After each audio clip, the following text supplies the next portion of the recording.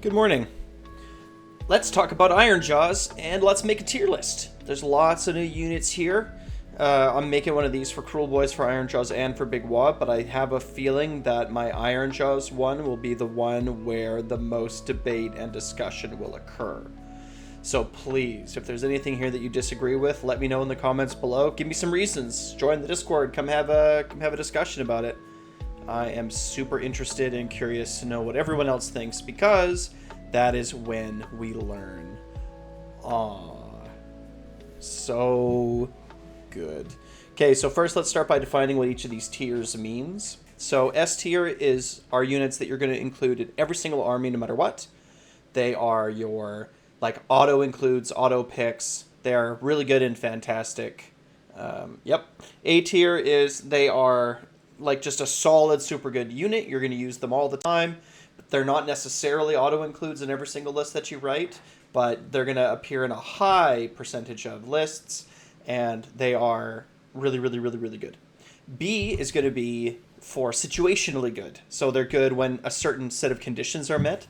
So, like, for example, they're going to be good when, like, you know, they're in a particular meta, or they're going to be good if they are in a, like against certain matchups, right? Like, oh, you know, OBR is causing you a lot of problems, so this unit's actually really good to bring because it's good against the matchups against which you have the hardest time. And then F tier is going to be sort of just bad. Like, there's not really any time that you ever want to play these guys, right? They're not really seeing tables at all. They don't have a role.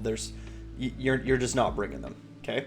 And so also, you have to also remember another thing too, is that when we talk about Ironjawz models and these tier lists more generally, they are from a competitive standpoint. So it's not like, you know, if a list or a style is non-competitive and is not seeing play, it doesn't mean, you know, like, doesn't mean that you shouldn't play it. It just means that from a competitive perspective, it's not particularly good. Play whatever the hell you want. I hate comments like that in my comment section, to be honest. Like, well, you can play them. It's like, yeah, of course, if you can play whatever the hell you want, but, you know, my perspective, my lens is coming from like a competitive perspective, right? So it's like, for example, let's get things started with a Tusk boss as F tier.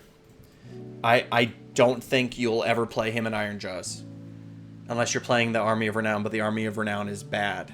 So you're not, from a competitive perspective, you're not going to be playing the Army of Renown. So because you're not playing the Army of Renown, I don't think the Tusk boss belongs anywhere. I think he might be F tier. Especially for his points. The only thing I've seen him, I saw I'm really sorry, but I always forget the name of these other YouTubers and these YouTube channels. I'm not sure if you noticed, but I'm actually quite bad with names. So I'm just looking it up right now. The Battle Shock. Oh no, that's the wrong list. Oh no, I didn't include their name in this. Yeah, Battle Shock Wargaming. These guys. Right? These guys. Great channel. Check them out. But I reviewed one of their videos, or one of their battle reports just the other day. And one thing that he played a Tusk boss, and he played him with Weirden, and with something else I can't remember what it was. I think it was, the other thing was like a more offensive enhancement. But having that 5-up ward against magic and starting, I think it's a 4-up ward. I can't remember exactly. Moss, you make content about this stuff. You would think that you would know what all the different things do. Yeah, it's a 4-up ward against mortal wounds caused by spells and the abilities of endless spells. And then starting with a 3-up save, and then with a whole bunch of wounds, right? Like, he was really hard to kill, so I'm kind of curious about his role in that regard, just being like a really hard to kill unit, but I don't think it really belongs in Ironjawz. If it belongs anywhere, it would be in Big Wah, and I think it would have to be for fewer points as well. So I at this point, I do not think that the Tusk boss is worth playing at all. Same thing with Gordrakk. I don't think Gordrakk is worth playing at all. I believe, if I remember correctly, right now he's actually fewer points than a Mega Boss on Maw-Krusha. No, he's 10 more points than a Mega Boss on Maw-Krusha, and he's stuck at that 4-up save. Like, he's just... Gordrakk is not going to see play because the Maw-Krusha is so good. Now, here's where it's starting to get... Like, this I like with the other orc tier lists, I think it's a little bit simpler, but the problem that I'm having with Ironjawz is that it seems to me like there's a real rift in the community right now about who thinks that what sort of styles are going to be the best. There's still like the Gore-grunta faction, to which I kind of belong. I think that, you know, Iron Suns are a lot better right now, and Dachappas are a lot better right now for sure. They're probably the best they've ever been. However, because all these new units and all these new models are geared towards that foot soldier style of Ironjawz. But Gore-gruntas are just faster, and Bloodtooth subfaction gives them even more movement, gives them even more tricks. So, in my opinion, Maw-Krusha is S tier. You're going to include him in every list that you play. Right? You're going to include him in every list that you play. So, I'm going to stick him up in S tier. Let me know if you disagree in the comments below. I know there's going to be disagreement about this one. If he's not S tier, he's A tier. He's not B tier. A Mega Boss on foot is going to be A tier. So I don't think you'll be including him in every single list, but every list that he's in is good. If he's packing a Destroyer, he's going to be fantastic. A War Chanter is obviously an S tier. We're going to be including him in every single list. He's an auto-include. The question is not whether or not you are going to be including a War Chanter. The question is how many War Chanters are you going to be including? That is different, however, from the Weird Knob Shaman, because a Weird Knob Shaman, there are lists in Ironjawz, I believe, where you do not bring a Weird Knob Shaman, where you would value the pouch of Nullstone Dust more highly than you would a Weird Knob Shaman.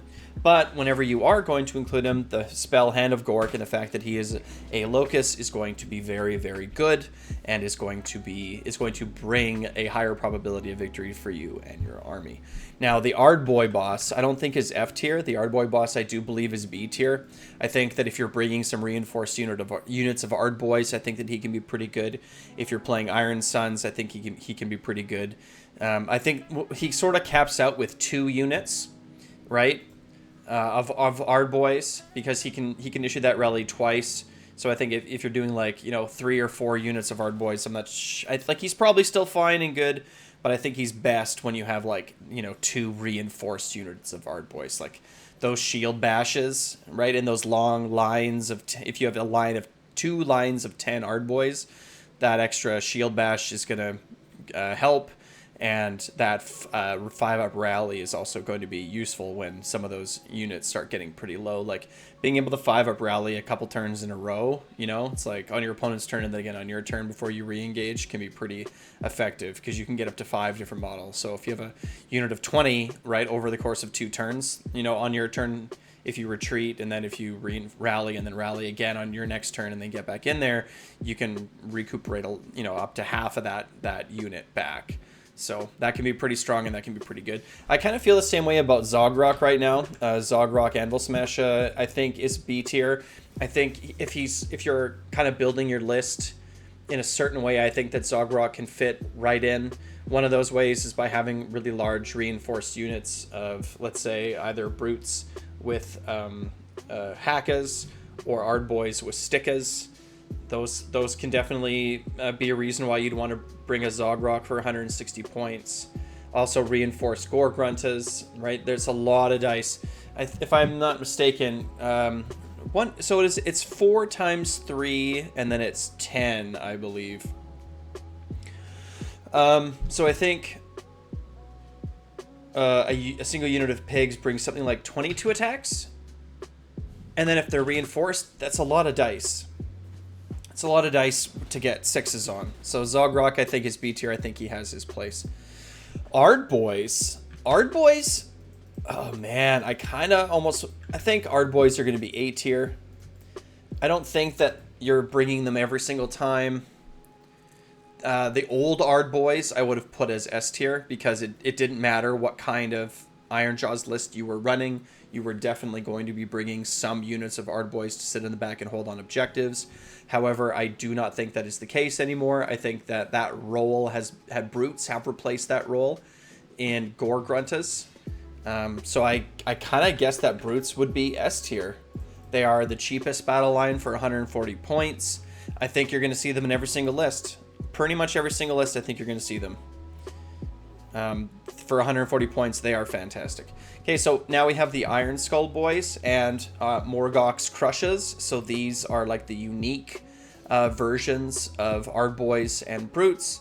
The Iron Skull's boys are the Ardboy version, and Morgoth's Crushes are the Brute one. I'm pretty sure. Morgoth's Crushes. Yeah, I'm pretty sure that's right. Okay, so these guys are actually pretty cool, and I think they're both B tier. And the reason I think they're both B tier is, they're 80 points each. So when you're really looking at crunching your numbers, and when you're looking at your list and you're trying to get everything working, I think that fitting in a unit of these could actually be decent. They are the cheapest thing that you could have in the backline that can run and stand on objectives. Now, there's not a high model count. So, for example, in Morgoth's Crushes, you only get 3 models. And in the Iron Skull's Boys, you only get 4 models. But, you know, have 80 points for 4 models can run onto an objective and grab it. So, I'm going to stick them both at B tier. I think that when in the list building phase, I think there are situations where you will want to include them. Okay, moving on. Gore-gruntas. I'm gonna. Ooh, what's over here? Oh, look at all this. Get out of there. Gore-gruntas, I'm going to put in A tier. I don't think we have to talk too much about Gore-gruntas. I don't have to make a case about why Gore-gruntas are good. We just got a whole new range of giant, big pigs. And the Gore-gruntas have come out to be better, right? Like I still a unit of Gore-gruntas, I think, overall is still better than any of the new big pigs. And the argument is really simple. They're 10 points cheaper and they do more damage. They're 10 points cheaper. They do more damage. They take buffs better, right? They take Hoarfrost better. They take Zogrock better. They take everything better. So I think that Gore-gruntas are still just the best. Almost S tier, but I know that you don't include them. Actually, you know what? They are S tier. I think that you would include them in every single army, no matter what. I think that even if you're playing Iron Suns or whatever, I think that having a unit of Gore-gruntas is important.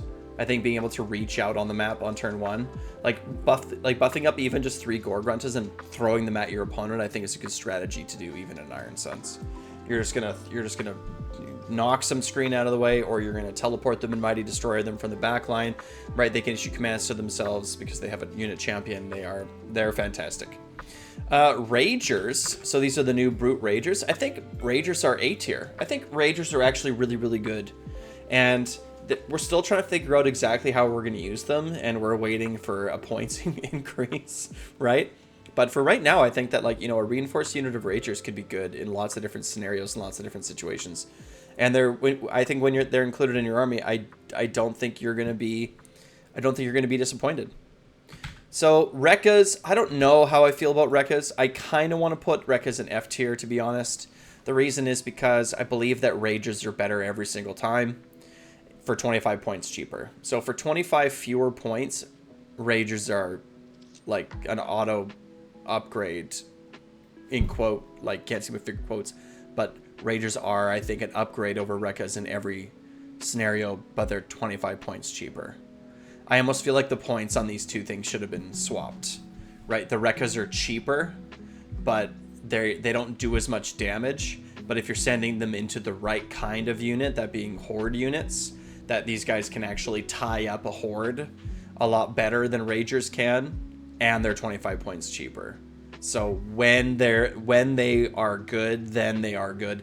If the points for Ragers and Rekkas were swapped, I think Rekkas would be B tier, but Ragers would stay at an A tier, even with that point increase. Hey, Games Workshop, everything I just said is wrong. It's not true. Ragers are worse than Rekkas, and so you should definitely leave them at their present point cost. I think that is exactly what we should do, and you should do, Games Workshop. Thank you so much. Okay, so now we're on to the last two big pigs. So remember, this is Ironjawz. I don't I don't want to, but I actually think that they might both be F tier. They actually might both be F tier. I don't... It makes me sad. I don't think they are both F tier, but I think they are both B tier. I think they're both B tier. I think that if you want to run a Gore-gruntas or Gordrakk or Gore... Sorry, not Gore. I'm just... All these words. If you want to run a big pig gouger, I think there's a place, but I don't really know where it is yet.